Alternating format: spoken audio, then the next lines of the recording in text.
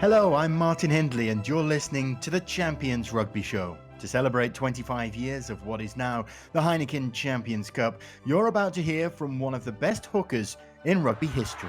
And Wood is there, the try given, his second try. The captain is having a day of days. 2 decades ago, he was playing for Munster in the European Cup final at Twickenham. He led Harlequins to glory in the Challenge Cup, a former skipper of Ireland breaking records in the process, and the inaugural winner of the World Player of the Year. Joining me today, a real pleasure to say, is Keith Wood. Keith, thanks for coming on the show.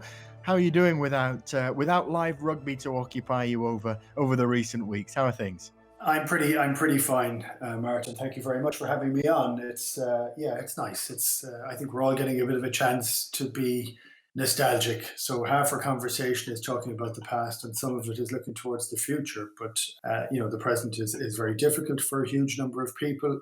But for me, I'm just taking it as a bit of a break. So I took a rest for a little while, and I've been very busy for the last 3 or 4 weeks. Keith, you've done so much in rugby punditry in recent years. Have you ever had the chance really to reflect on your own career and really, absorb all of the things that you achieved as a player? Yeah, you know what? It's an interesting idea.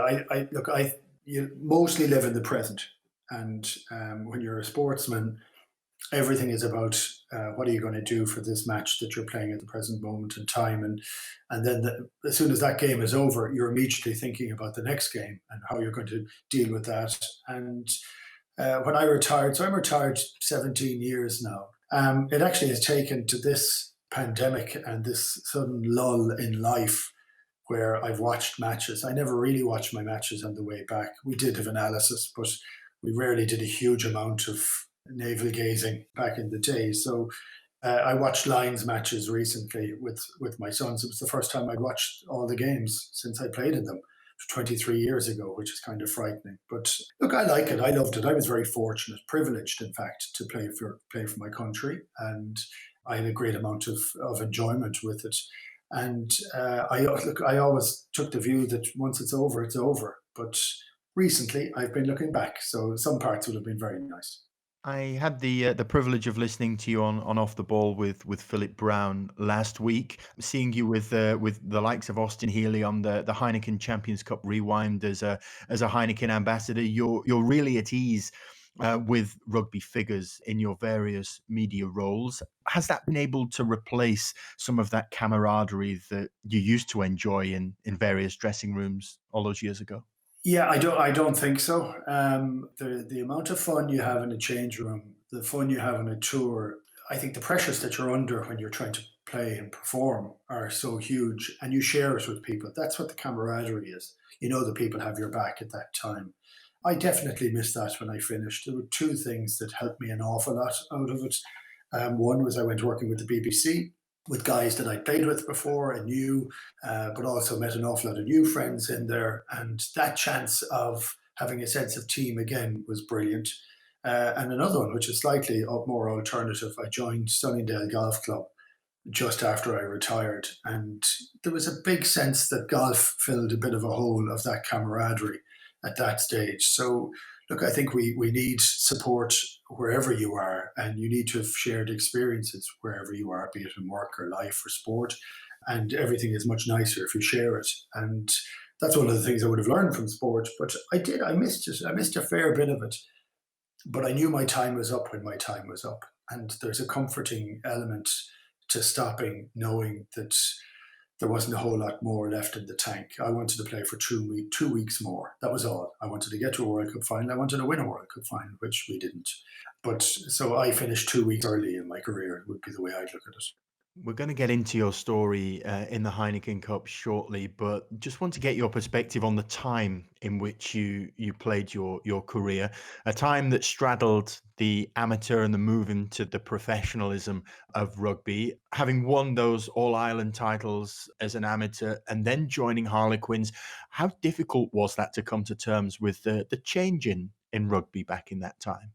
I don't know that it was difficult. I think it was unbelievably exciting. I had a good job in the bank. and I was trying to make the switch, and the game was going professional. And we went on to the World Cup in '95. I was 23 years of age, and it was amateur going out there and open when we flew back. So it was very, very quick that happened.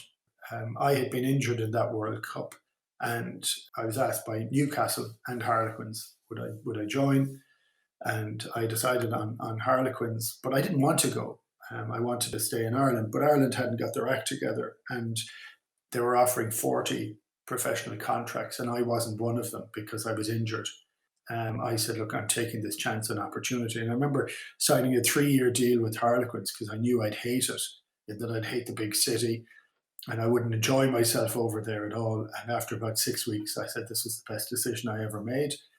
I loved the place. I liked the people. I thought it was a whole new experience. It was a big eye opener for me for a different world from a small rural town in County Clare and Killaloe. And so this was a pretty big change, and I embraced it, and I loved it, actually. I thought it was great fun. I thought the world was an awful lot bigger very quickly, and I loved having gone over there. So I do appreciate that too. I thought Harlequins were very good to me, but I loved it. It was a perfect time. At that age, the world's your oyster. The Heineken Cup actually started in 1995 without the English clubs. Obviously, you mentioned the travel to South Africa for the Rugby World Cup, that famous Rugby World Cup back in 1995. But then all of a sudden, you have a tournament with a lot of international travel once the English clubs first played in the tournament in 1996-97. How did you look at that as players when it first came into being? We didn't pay any attention to it in the first year because we weren't in it. And honestly, and I go back at this time and time again, people overthink what players feel at certain times. They're concentrating on playing. So an awful lot of the politics that's going around at the outside, yes, it does have an impact. And as you get older and you take on a more senior role, you tend to get far more involved in it. But for the most part, you're just thinking of playing. And it just wasn't on our radar at all because we weren't in it. Then we did get in it, and it proved to be quite a chastening experience, but it was phenomenal. Harlequins were a cup team. We had embraced professionalism. It took a few years to get that right and sorted. Europe was daunting because you were playing against teams that just seemed to suit better than it had suited us at the time. And I think pretty soon it became big. But even then, within Ireland, they were trying to entice players back, still play for Harlequins, but go back and play for Munster maybe. You could play for two clubs because that's what they thought. It was a naivety at the time. And some players did do it. I think it took 5 or 6 years for Europe to really settle down. We're going to go back and look in the weeks that come on events like Munster winning away to Toulouse in Bordeaux in that semi-final in 1999-2000. That seemed to be the launch pad for Munster having European rugby in their fabric. Once you were playing with Munster in that season, did you get a sense of lift off at that point? I did, but it was during the year. There was definitely a journey. There was definitely a sense that the Bordeaux game, the Toulouse game in Bordeaux, could have been a turning point. Every game before that was a turning point. It was as if something ratcheted up an extra little one or an extra one. So earlier on the year, we beat Colomiers. Colomiers, first time Munster had won on French soil, so that was a big thing. Beating Saracens in Saracens was a really big deal. That World Cup captain Francois Pienaar on their side. They had a really, really good team. We were an interesting blend of a team in 99-2000, and there weren't a lot of big stars in our team at all, but there were guys who became big stars afterwards, and it was definitely the start of something. And then playing Saracens in a full Thomond Park was extraordinary, and winning with Ron O'Gara, popping over a conversion in off the post to win by a point. If you're going to do it, you might as well do it a little bit tight. And I remember in that changing room after that game was the first time that Brian O'Brien, who was our manager at the time, who had been an Irish selector, had played a few times for Ireland in the 60s and early 70s. Brian O started singing "Stand Up and Fight." Stand toe to toe, straight over road.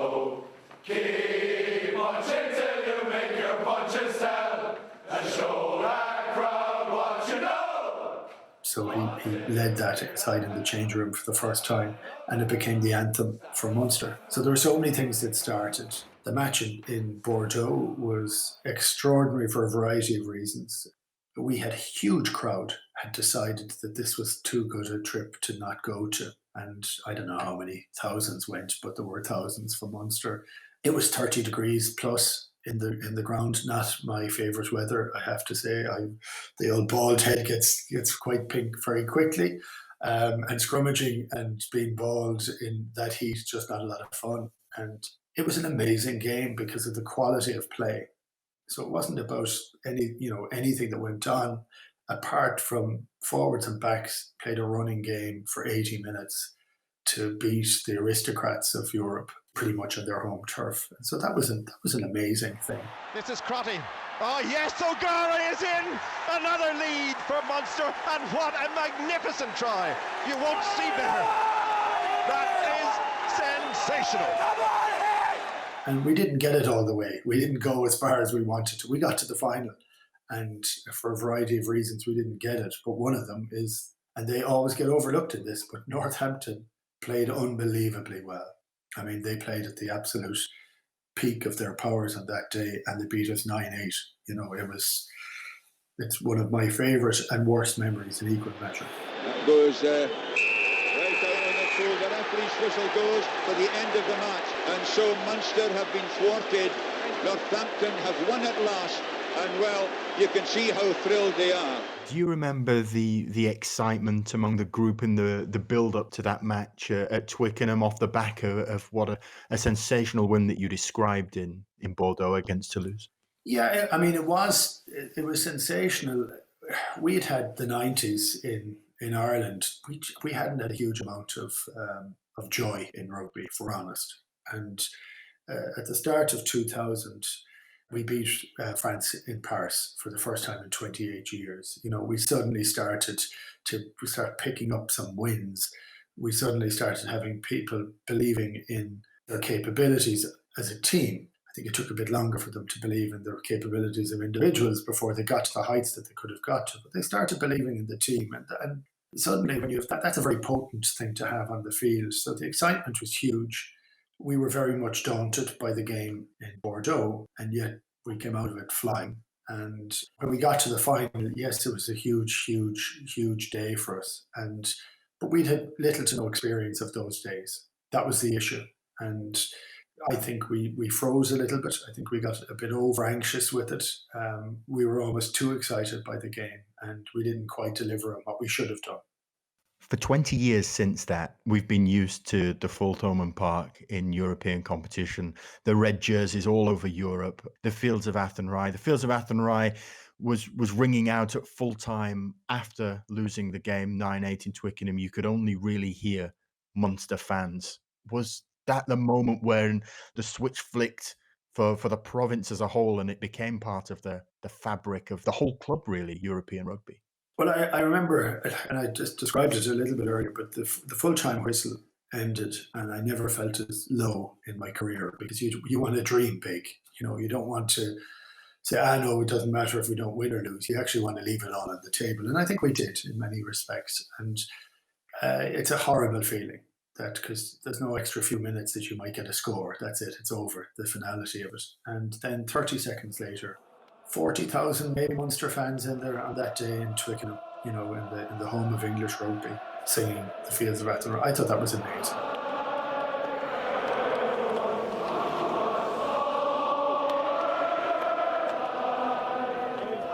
And I remember we flew back into Shannon, and the Mick Galway, who was our captain, stood up, and there was a huge amount of people stayed in the airport. We're all in Shannon Airport. And he stood up and he said, "I'm sorry we let you down." And he apologised to the fans. And I think that was as important as anything else. Nobody had taken anything for granted. We had accepted the fact that we were all in it together, and we were the ones who had to deliver, and we hadn't on that day. I thought it was an amazing piece of leadership from Galway. And it was the right tone, actually. And look, there was another couple of hiccups along the way in another final and semis, and things didn't go perfectly, but I always said that there was a bond forged that day that Munster were going to have to win it again. You mentioned the nerves with the boot of Ronan O'Gara in the game against Saracens and so many others. We go back to the miracle match and so many big contests that Munster were to play down the year. The record point scorer in Europe. He was named the best player of the first 15 years of the Heineken Cup. As a teammate, just how good was he? What kind of confidence did he give to all of the guys around him? Well, when I played with him, he was a kid and he was learning how to play at the highest level, kind of dropped in at the deep end. And he missed his fair share of kicks when he was younger. We had a brilliant conversation on off the ball recently with him, and he started explaining some of his confidence and his nerves and his belief and where he was vulnerable and how he was vulnerable afterwards. It was actually fascinating because I would have seen that firsthand when I was playing with him, to how he would deal with it when he wasn't confident. That was quite extraordinary. And that breaks most players, actually. It didn't break Rog. And he seemed to become better and more nerveless and more understanding of the game, of how to maneuver a game. And still, from my mind, he was a fantastic kicker, and he was an excellent out half, but he was one of the best manoeuvres of a back three, an opposition back three that I've ever seen. His ability to keep the forwards going forward, relieving kicks, probing kicks that would pop in over the top and suddenly trickle into touch used to drive people crazy, the opposition. But we loved it because he just had that ability to have a team constantly going forward. So look, I thought he delivered and delivered and delivered. Wood trying to get through. Leamy. Wood has to be careful. There he is. It's all on this. Ronan O'Gara. Ronan O'Gara. Oh, what a finish! He is still very humble about that award that he received about the 15 years of the Heineken Cup and being named the best player of that. And it's probably a good link to come on to the accolade that you received in 2001, which really showed the form that you were in at that time. The inaugural World Rugby Player of the Year, joining names on that list of honour that now include Johnny Wilkinson, Dan Carter, Richie McCaw, Brian Habana, Shane Williams, Johnny Sexton. Looking back, that must make you really proud to be not just remembered in that company, but to be regularly considered as one of the world's best. Well, look, it does, and it's funny. I struggle with the idea of awards. I always do. It's a team game. It isn't an individual game. It's a very nice thing to have, but I still am comfortable. I played well in 2001, but I played well in a Lions team that fell short, which really annoyed me. Down in Australia, we won the Challenge Cup, the European Challenge Cup, with Harlequins that year, which was fantastic. Ireland did really well in the foot and mouth internationals, and we beat England for the first time in 7 or 8 years. And we had some pretty extraordinary autumn matches that year. And I mention all those different teams because you only get those awards because the team do the job. If you're not in a position to do it, you're not in. If you're not in finals or you're not in a Lions tour, you're not going to get any of those things. So all those individual awards come on the back of what a team does. And it's a bit of a bugbear for me. I used to reprimand one of my players at one stage because he'd point to his name at the back of his jersey when he'd score a try, and I'd say, "Did you score that try on your own, or did other guys get the ball into your hands for you to do it?" So I understand it, but I always say it's indicative of the teams that you're playing for. You mentioned that success in the Challenge Cup final with Quins against Narbonne in the Medeski Stadium in Reading. An incredible match to be involved in, and how did it feel at the end of it to lift a European trophy? I had been injured for 6 weeks, and I was brought back in to play in the final. So I started at hooker in the final, and I would have been in good nick, but I was absolutely not match sharp. And I was against Mario Ledesma, who everybody knows as a coach, the Argentinian coach now. He was a horrible man to play against. He was incredibly strong. He was just like a magnificent player, tough, heavy hitting, heavy scrummaging, and Narbonne had a phenomenal pack. That game ended in a draw, and I was absolutely shattered. And having played 80 minutes, which most hookers tend to only play 55, 60 now, so that was 80 in a final. It then went to 30 minutes extra time, And in the first minute of extra time, David Wilson, our Australian number 7, phenomenal player, tore his cruciate in his knee. And I went to open side for the last half an hour. So I don't even know if I enjoyed that game. It was horrible. But I remember afterwards we won, and we won well at the end. And it was an amazing feeling with about 5 minutes to go to know that we'd won. But when the final whistle went and I went across the field, I remember I got a pat in the back, and only for Jason Leonard, I'd have fallen flat in my face. I was shattered. I brushed past my wife. I didn't recognize her. I just had to get into the changing room. I needed to sit down. I was on the verge of collapse. So I don't appear in an awful lot of the photographs. The only photograph is lifting aloft the trophy with Will Greenwood, because it had taken me that long to get out of the change room. But you play rugby to win, and I'd like to have won far more in my career. And so that is it's the second tier European competition. It didn't feel like it that day. It felt pretty amazing to have a bit of silverware. I was just about to say about your playing for so many different sides at such a high level for such an intense period of time. How did the body stand up to it through your career? I had a huge number of injuries. I've had 12 shoulder operations. In many respects, the operations I had, which put me out for a period of time, probably meant I had that length of career. And I know that sounds counterintuitive, but I missed maybe the same amount of games for Ireland as through injury as I got. My body was kind of broken, but every guy's body is broken playing rugby. It's a bloody tough game. It's very, very tough. It's worth it, I think. And I loved it, loved every bit of it.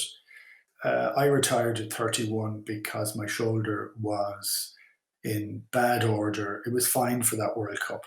And I was as fit as I'd ever been, and my shoulder worked properly and everything was good, and I was very happy with it. But that was an injury that was going to happen again. And the next time it happened, I could have been more infirm. And I thought that was a risk worth having for 2003 for a World Cup, but it wasn't worth having going forward. So to be honest, I thank the fact that I stopped, because I'm 17 years retired and I'm fine. I have no real legacy issues. I'm a little bit stiffer and slower than I used to be. My back whinges a bit. And if you asked me to throw a ball now, people would have said I couldn't throw it then, but I definitely can't throw it now. But I look back on it and say, yeah, I'd do it again in a heartbeat. Since you've retired, what have you made of the development on the field of what is now the Heineken Champions Cup and of European club rugby tournaments in general? I mean, what do you make of it from your position these days in media? The Heineken Cup has become one of the most essential cups for Irish clubs in particular, because the standard is of such a high level. It also has a huge following support. It is also considered a huge occasion. And because there's an awful lot of sport on the television all the time, I think if you're looking to try and see what's the heightened level of sport, it's the ones that are considered occasions. So I've commentated on Heineken Cup matches in Marseille that are just a joy to have been down there, you know. And I still do a bit of commentary, but not a huge amount anymore. And I will admit I cherry pick every now and then to go. And I want to go to the ones that just set the world on fire. So it doesn't matter whether there's a team that I've been associated with in it or not. It's just that sense of occasion. The final in Newcastle a couple of years ago was just wonderful. It was a lovely sunny day. Newcastle looked beautiful, and all the fans were just in great form. So I think it's become something that's central. I know that we're in a strange period of time at the moment where I think rugby calendars are all going to be redrafted to some degree, but the latter end of the Heineken Cup and the cup nature of a pan-European competition, I think is essential, absolutely essential. Well, Keith, we really appreciate the work that you do, not just for the European Club Rugby tournaments, but for rugby in general through your various media outlets and appearances. And we really appreciate you joining us today on the Champions Rugby Show to take us through your career in the tournament, which still has many more chapters to write from your vantage point these days. So thank you very much. And we hope that you carry on enjoying looking back at some of these nostalgic matches, and we look forward to your reflections on them. Thank you, Martin. Great pleasure to be on. An intriguing walk down memory lane with Irish legend and former World Rugby Player of the Year Keith Wood. Please subscribe and rate our Champions Rugby Show podcast. Drop us a little bit of a review as well if you've enjoyed it. We've got another European legend coming up shortly to share their stories from a quarter of a century of history in what is now the Heineken Champions Cup. So look out for that one. Until then, from me, goodbye.